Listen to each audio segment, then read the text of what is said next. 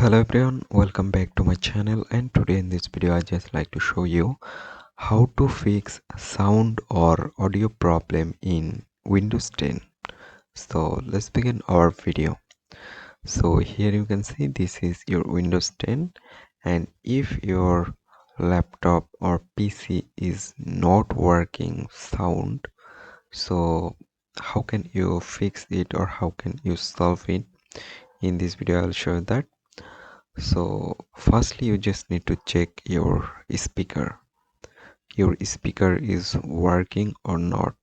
If your speaker is damaged, so you need to repair or you just need to change your speaker. So after change your speaker, then your problem is solved. Or if your speaker is okay but it's not working, so how can you fix that?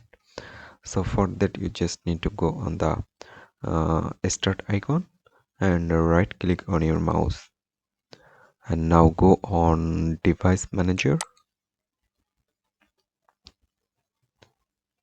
and after that you can see there have an option. You can see uh, audio.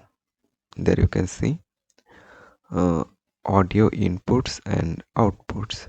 So you just need to click on this arrow icon, and just you can see um, speakers option. You can see you just need to select and right click on your mouse, and then you just need to update this driver.